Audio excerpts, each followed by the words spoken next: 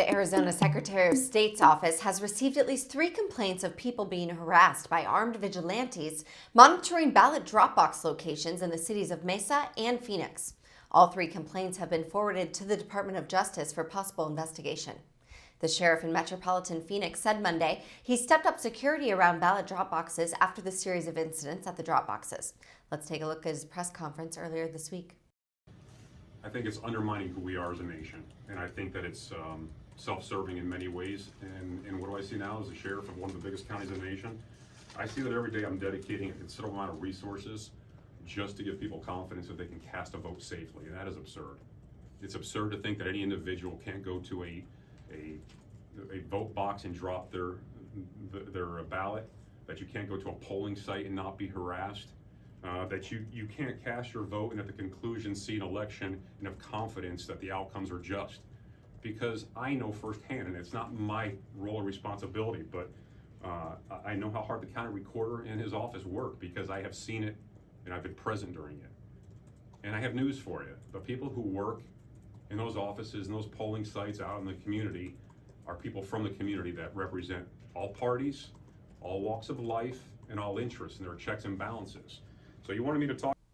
On Friday, deputies responded when 2 masked people carrying guns and wearing bulletproof vests showed up at a drop box in Mesa.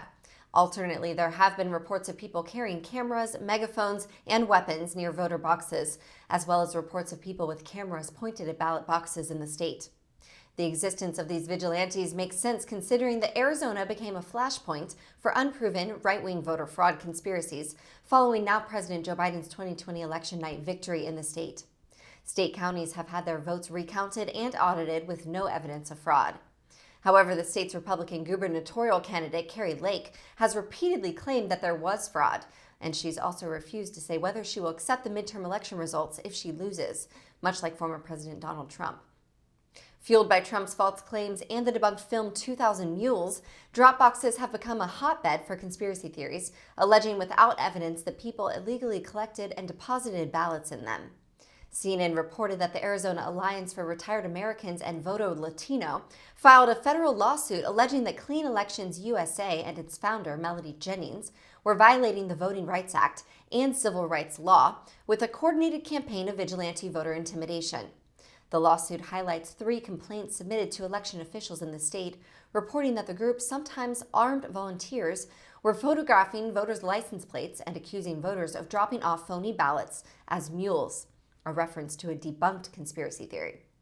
The suit asked a judge for a temporary restraining order and a preliminary injunction to prohibit the group from gathering within sight of drop boxes and recording or otherwise interacting with voters or anyone assisting voters. Stay tuned for updates, and thank you for watching Raw Story TV.